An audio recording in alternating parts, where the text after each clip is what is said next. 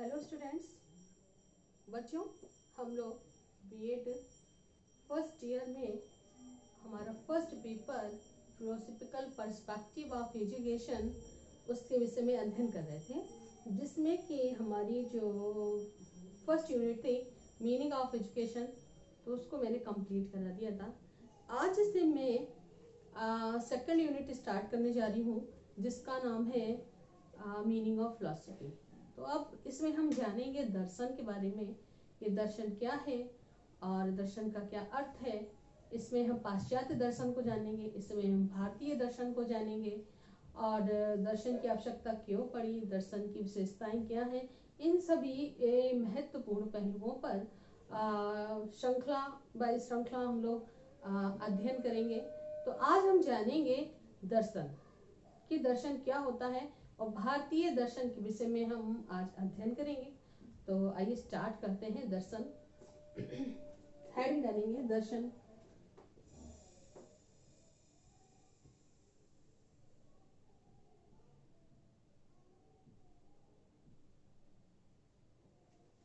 तो बच्चों, दर्शन जैसा कि नाम से ही ये स्पष्ट होता है कि दर्शन जो है एक आध्यात्मिक शब्द है। क्या है? आध्यात्मिक शब्द है।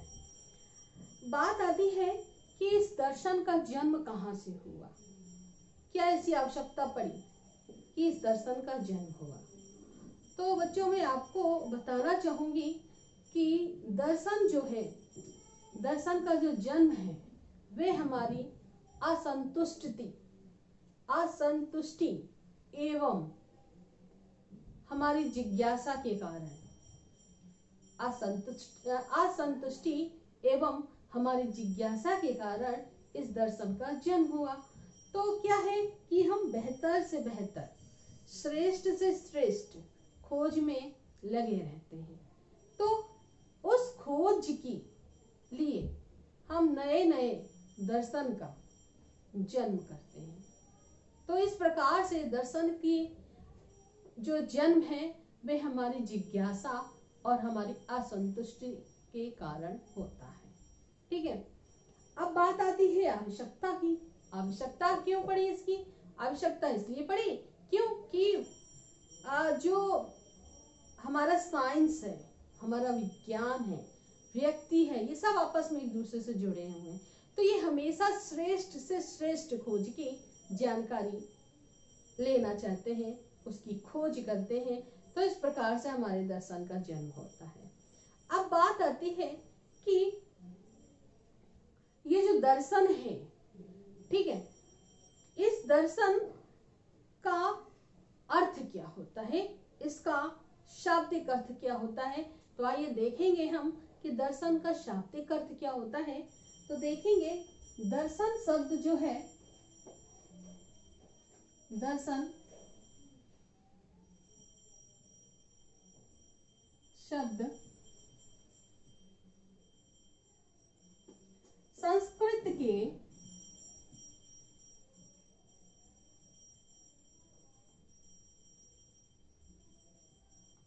द्रस धातु से बना है। द्रस धातु से बना है।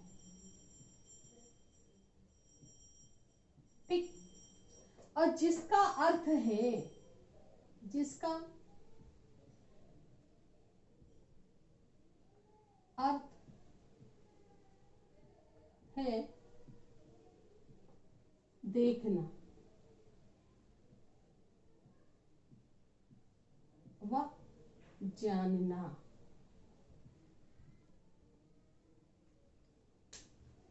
ठीक, दर्शन शब्द संस्कृत के द्रस धातु से बना है, जिसका अर्थ है देखना व जानना। ठीक, पर क्या देखना, क्या जानना?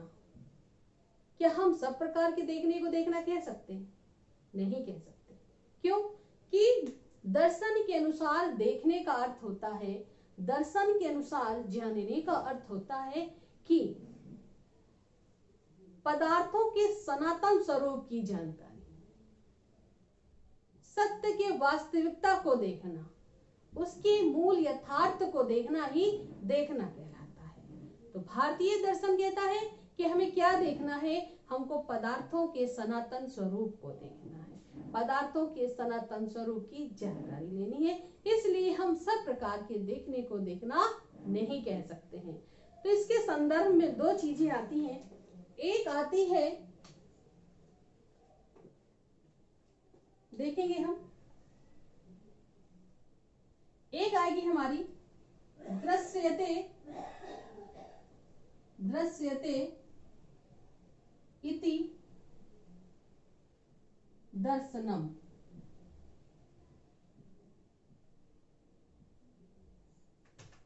ठीक, एक आई हमारी दृश्यते इति दर्शनम और दूसरी आती है दृश्यते, दृश्यते इति अनेन दर्शनम। दृश्यते इति अनेन दर्शनम, दृश्यते इति दर्शनम। ठीक है कि ये है हमारा देखना ही दर्शन है, देखना ही दर्शन है।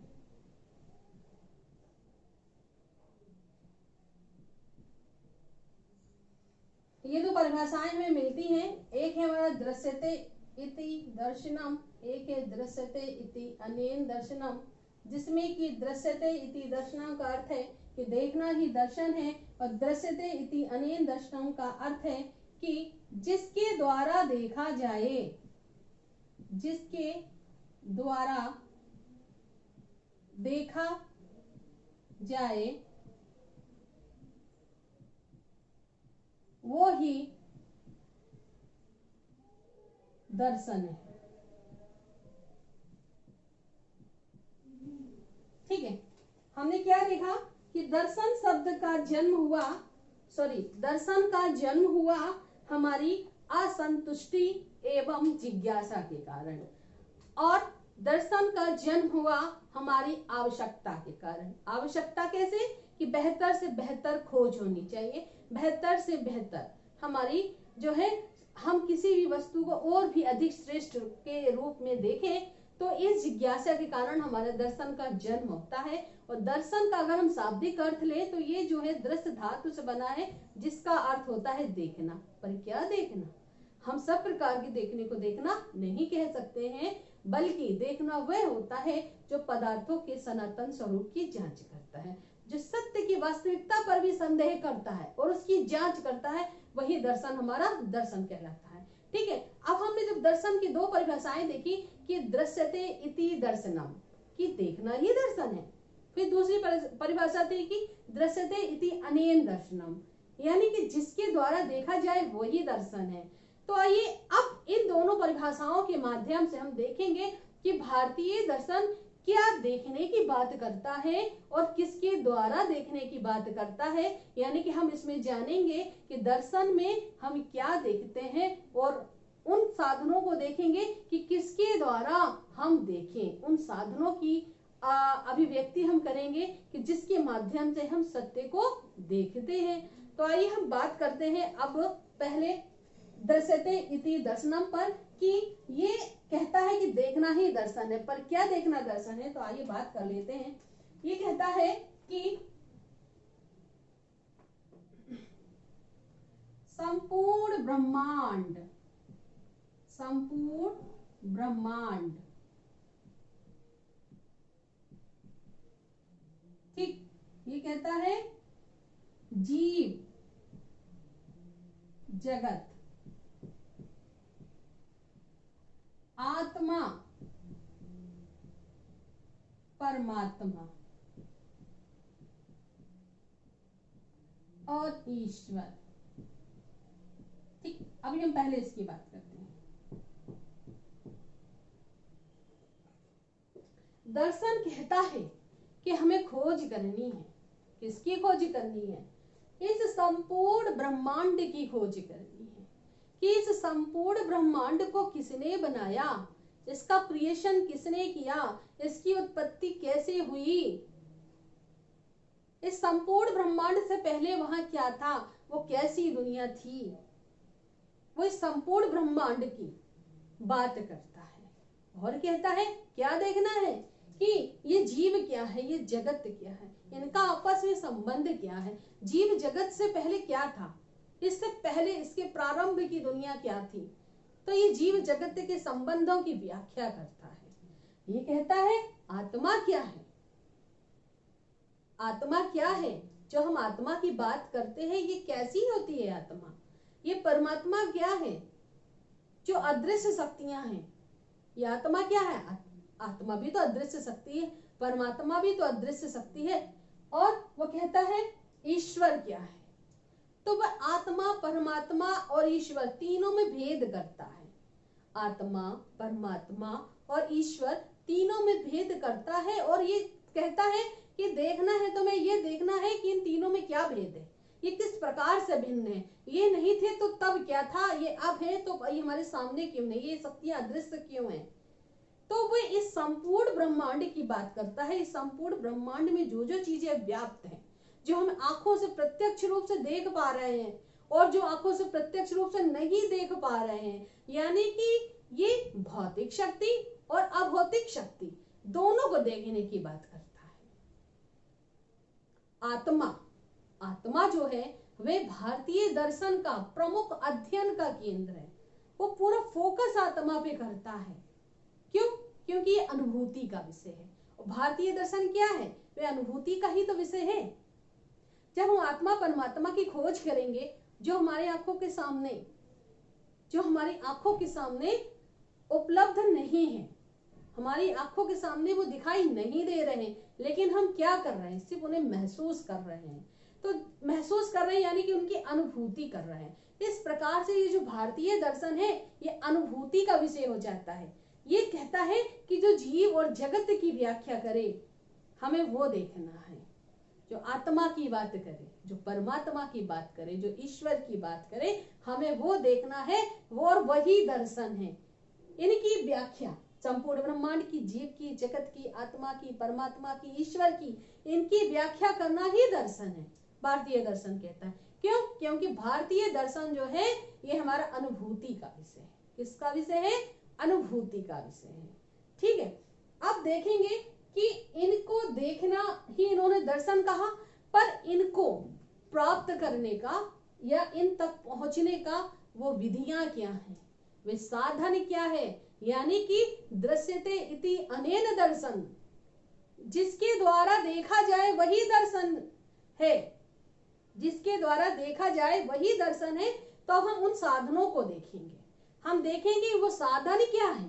तो हम बात करेंगे इसकी अगली परिभाषा की कि जिसके द्वारा देखा जाए वो ही दर्शन है। इति अनेन दर्शनम, यानी कि दृश्यते इति अनेन दर्शनम पे हम बात करेंगे, इसके साधन की बात करेंगे, इसकी विधियों की बात करेंगे। तो ये हमारे जो है विधियां 3 प्रकार की बताई हैं भारतीय दर्शन के अनुसार। इसकी विधियां 3 प्रकार से हैं। तो आइए देखते हैं वे कौन कौन सी हैं। वो कहता है कि सबसे पहले हम बात करेंगे कि किसके द्वारा हम वहां तक पहुंचेंगे, अपने इंद्रिय अनुभव के द्वारा पहुंचेंगे, इंद्रिय अनुभव के द्वारा।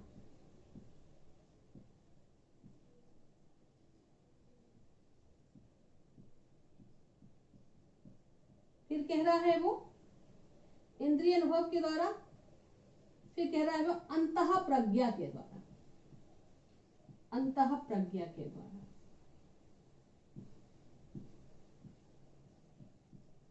और फिर लास्ट में कह रहा है वो तार्किक विश्लेषण के द्वारा, तार्किक विश्लेषण के द्वारा। ठीक, तो हमने क्या देखा कि दर्शन जो कहता है कि देखना ही दर्शन है, पर क्या देखना है कि संपूर्ण ब्रह्मांड को, जीव को, आत्मा को, परमात्मा को, ईश्वर को, इनका विषय ही देखना दर्शन कहलाता है भारतीय दर्शन के अनुसार। मैंने आपको बताया। अब इनको मैंने देखा, पर अब उनको देखना मैं किन साधन से है। तो हमारी जो अगली परिभाषा कहती है दृश्यते इति अनेन दर्शनम, यानी ये साधन की बात कर रही, तो उन्होंने यानी कि भारतीय दर्शन के अनुसार ये साधन 3 प्रकार से हो जाते हैं, और वे साधन है हमारे इंद्रिय अनुभव के द्वारा, अंतः प्रज्ञा के द्वारा और तार्किक विश्लेषण के द्वारा। तो यहाँ पर हम बात करेंगे कि इंद्रिय अनुभव के द्वारा और अंतः प्रज्ञा के द्वारा और तार्किक विश्लेषण के द्वारा। तो यहाँ पे इंद्रिय अनुभव के द्वारा का अर्थ है कि जो हम अपने जो हमारे 5 ऑर्गन्स हैं, उन इंद्रियों के द्वारा जो हम ज्ञान ले रहे हैं। तो इंद्रियों के द्वारा ज्ञान हम कैसे लेते हैं, वो हम प्रत्यक्ष रूप में लेते हैं। कैसे लेते हैं? प्रत्यक्ष रूप में लेते हैं, जिसको हम स्पर्श कर सकते हैं, जिसको हम छू सकते हैं, जिसको हम देख सकते हैं, जिसको हम सुन सकते हैं।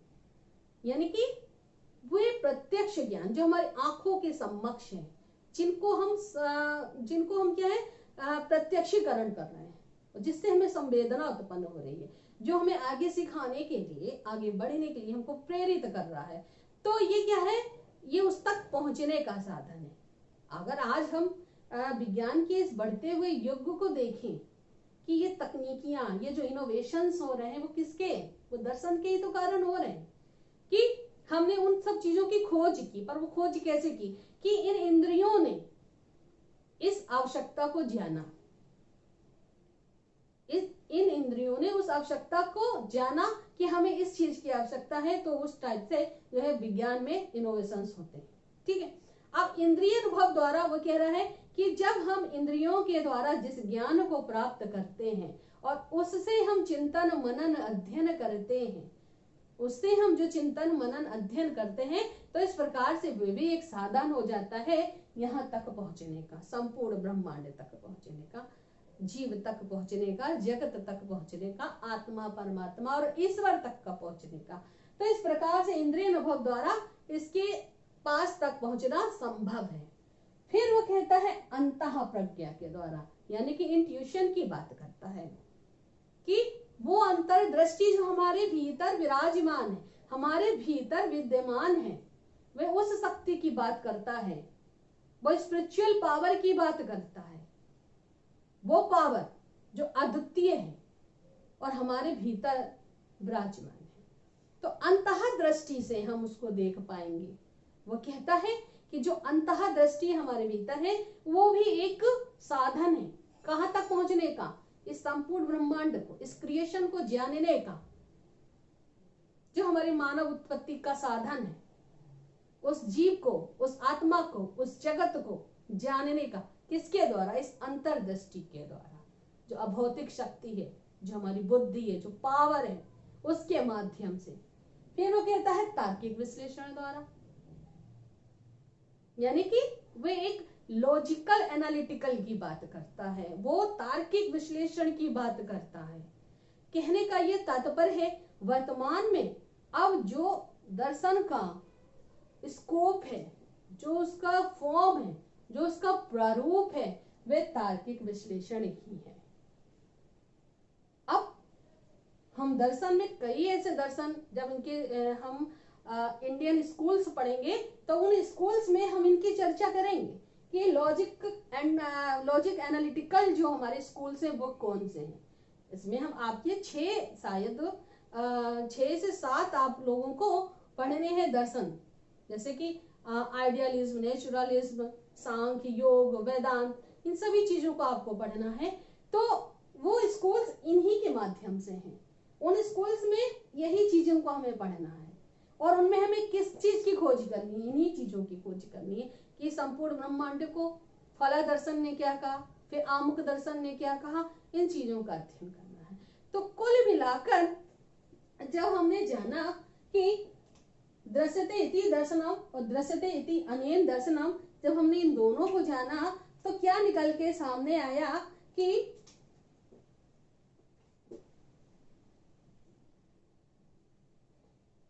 दृश्यते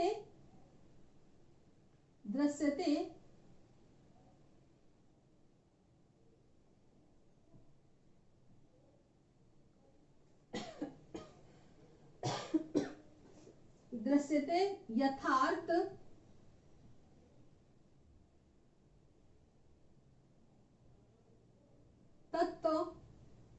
मनेन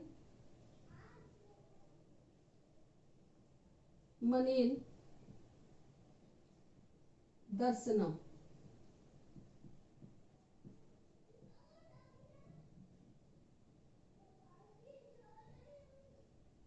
ये जो परिभाषा है ये उपनिषद की परिभाषाएं हैं। उपनिषद में दर्शन की व्याख्या की गई है। इन सब का जो निचोड़ आया वो यही आया कि दृश्यते यथार्थ तत्व मनेन दर्शनम, मतलब कि यथार्थ तत्व को जानना ही, किसका यथार्थ तत्व, यानी कि यथार्थ की अनुभूति ही दर्शन है। यथार्थ की अनुभूति ही दर्शन है। यथार्थ की अनुभूति ही दर्शन है। तो जो हमारा दर्शन है, भारतीय दर्शन है, वह अनुभूति का विषय है। उसका जो अध्ययन का केंद्र है वह आत्मा है।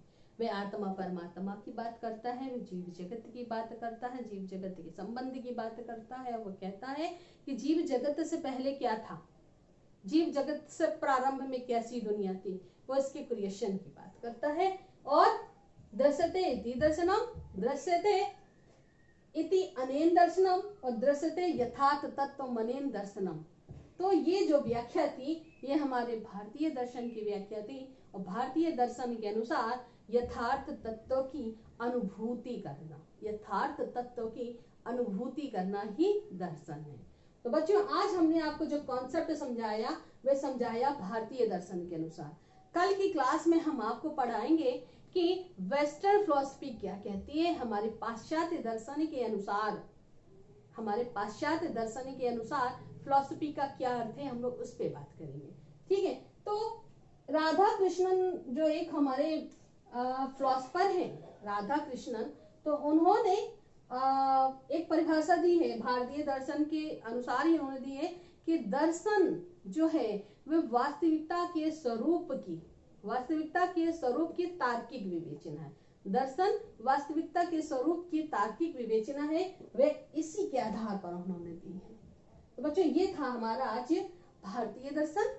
और भारतीय दर्शन में अभी कुछ चीजें अभी छूटी हैं, उनको भी हम आगे करा देंगे। तो अगली क्लास में हम इन छूटी चीजों पर ही चर्चा कर लेंगे और हम बात करेंगे वेस्टर्न फिलॉसफी की। तो हमारी आज की क्लास यहीं तक और अगली क्लास में हम मिलेंगे और तब तक के लिए थैंक यू।